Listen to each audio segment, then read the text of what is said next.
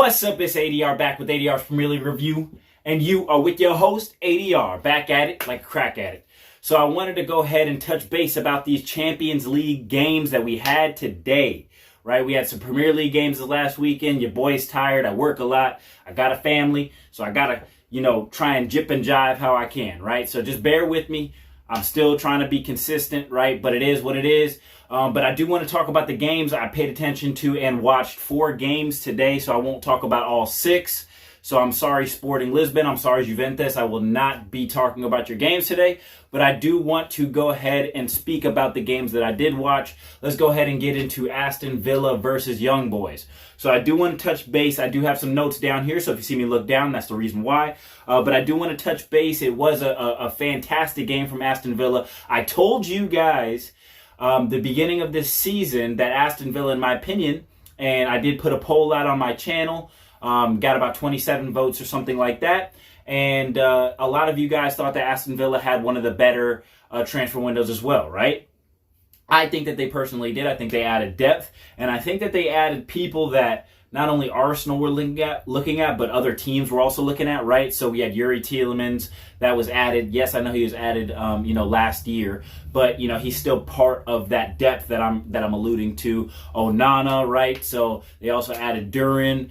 So they've added quite a few pieces to the jigsaw, right? They've added some other players I'm forgetting off the top of my head. But my main point about this is the fact that their depth has increased. Unai Emery did a very good job, and their board did a very good job of making sure that they are equipped for this competition. We all know that Unai Emery is a man when it comes to these type of competitions, bro. Like, let's be completely honest here. He is a very, very good cup coach, right?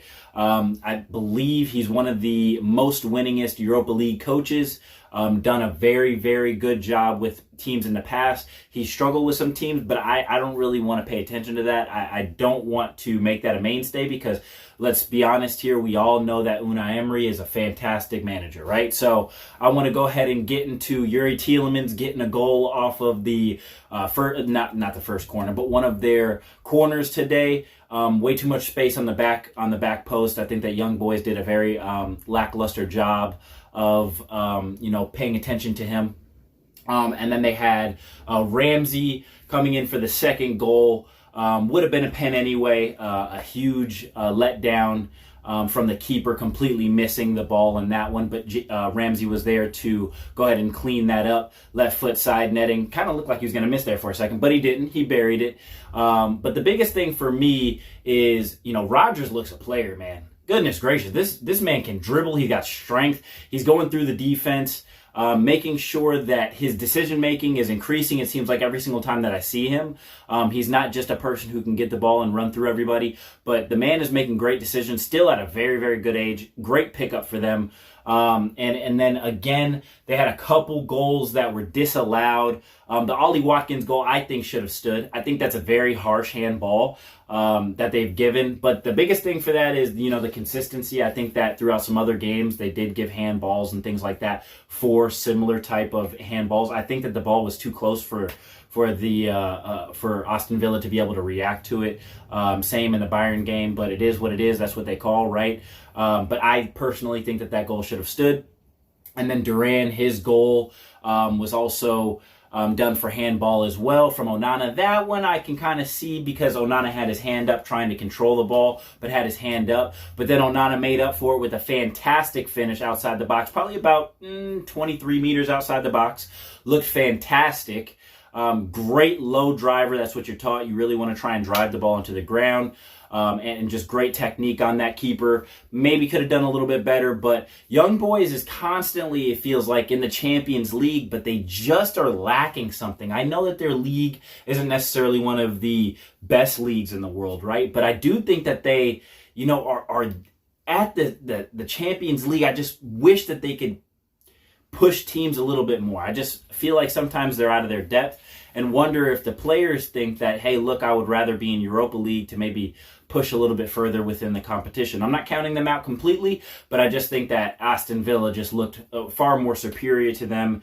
And, I just don't think that they were able to compete at the level that they probably wanted to. So moving on to the next game, we have Real Madrid versus Stuttgart. I do I did really want to pay attention to this game. I wanted to see what everybody was referring to when they were saying that Ancelotti isn't very happy with the front three of Mbappe, Vinny, and Rodrigo. And I feel like those players took it personally. I think that their defensive work was a lot more today. Not so much Mbappe, but I think I saw Vinny running back a good bit more. I saw Rodrigo playing defense. I saw that activity from the wingers to try and make a conscious effort to get back and try and position themselves to make Real Madrid a little bit harder to play. Right. So, if you have all three of those guys too far forward, you have a gap between your midfield and your strikers, which gives your other team, the defensive midfielder, that's 6, enough time to roam, turn, and if you get the right team or wrong team, I guess you could say in Real Madrid's line of vision, then you have a guy who has a lot more time to pick passes. He can split the lines, and then you have, depending on the team, them going at your back line a lot quicker than it would be if you had those wingers tucking in and really keeping everything in front of them. So I think that they did a good job of transitioning that. Stuttgart in the first 30 to 35 minutes looked like a very well-oiled machine. I believe had about 8 shots, 4 or 5 on target within that time frame. But that's how football is, right? So it's not one of those things where it's the team that is attacking and penetrating at that time that is always going to win or get goals. It is kind of how it is. I think that the first half, Real Madrid, I'm trying to make sure I pronunciate that right? So I want to make sure that with these teams that I enunciate and pronounce everything correctly. So, if I do stutter or mess up on some things, please bear with me. Your boy's going to get it right. But the biggest thing is, for me, I think that it was a very back and forth game.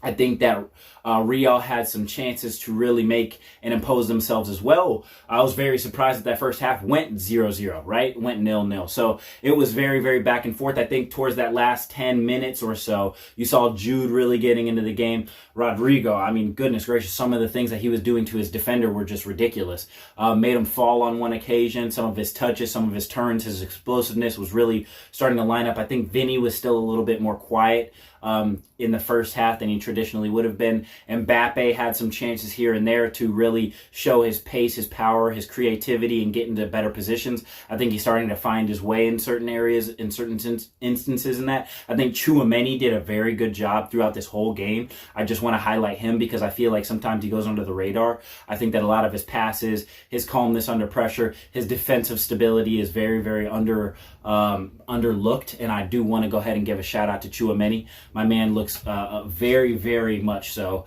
like the reincarnation of Pogba, but with a little bit of differences in his game, right? So, but breaking the score line after the first minute, and this is what Real Madrid do, right? They come out, the second half is really where they show their championship pedigree, right? They show how they are if you let them leave in the game too long. This is why you have to take advantage of the chances that you do have against them and that you do create against them, is because first minute in, the ball gets played through. The left back of Stuttgart tries to put his left peg up, can't reach it, gets a little nick on it, but Rodrigo's in and plays the ball unselfishly to Mbappe. Mbappe places it in an empty net. I mean, that's 1-0 right there. They did a good job of continuing to push those Stuttgart, continuing to push. Great goal by Undav. Great header. People may not really understand how difficult that header is. The ball's coming in from the left-hand side, and his teammate, he volleyed that across. And so the fact that he understood, I don't need to really put any power on it. All I need to do is get a strong, firm forehead on that and redirect it into the corner, basically side netting and beating Courtois, who I think is the world's best keeper. I think that was, textbook from that. That's textbook striker play, and that's what you want to see. But then, they had chances and chances again. Once it goes up 2-1, they had chances prior to it going 2-1 because I think Rudiger scored around the 83rd minute. Do want to go ahead and highlight one that was a great goal by Rudiger, but Luka Modric. I mean, my man comes in as a sub, still the number 10 with a fantastic corner right on the head.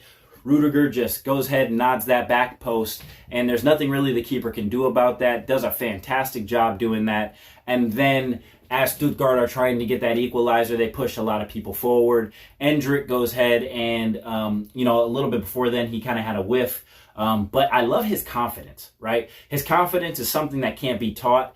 Especially nowadays, I feel like a lot of players lost that confidence or lose that confidence due to overcoaching and too many tactics being thrown at them. So their confidence starts to dwindle and dwindle because they don't know if they're doing something correct. They get micromanaged by their manager. Things like that happen consistently, right? But I think that Endrick, and we all know Don Ancelotti is very good at player management, right? So he's very good at letting the players know, hey, look, play your game. I have a specific way I may want you to play in certain instances. But for the most part, you guys free flow, and in certain instances, in that attacking third, do what you need to do, or if you have space, do what you need to do. I want you to break hard, fast, and do what you need to do to exploit those gaps and spaces. So you see Endrick taking the ball. He has Vinny and Mbappe to his left and right, and then my man decides to take the shot. I do believe that the keeper should have done better. He struck the ball cleanly, about 6 inches off the ground. We all know that's great technique.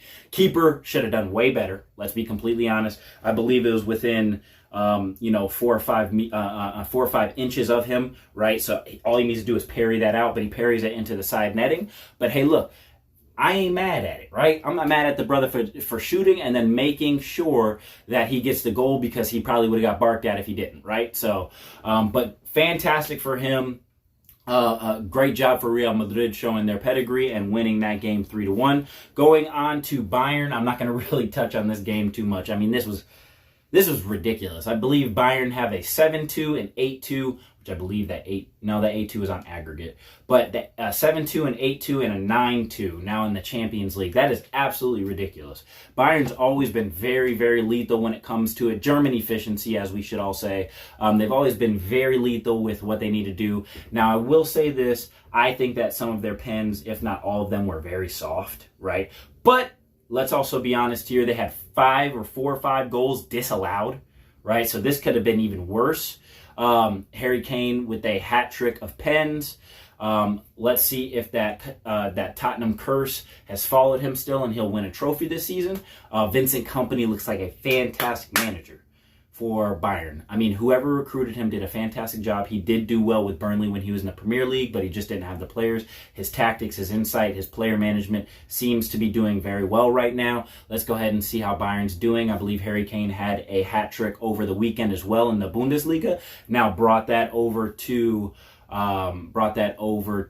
Champions League. I believe he had 4 goals today, if I'm not mistaken.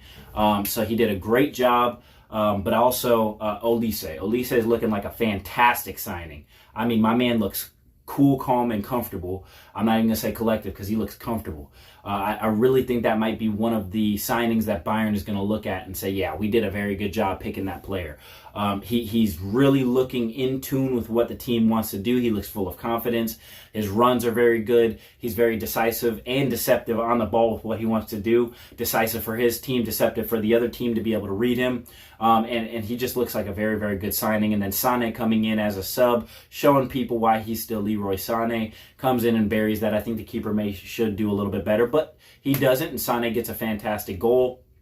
I think that Bayern's overall play was really, really good. Musiala, I can't go through this without giving Musiala a huge shout out. My man is, I mean, he's a baller.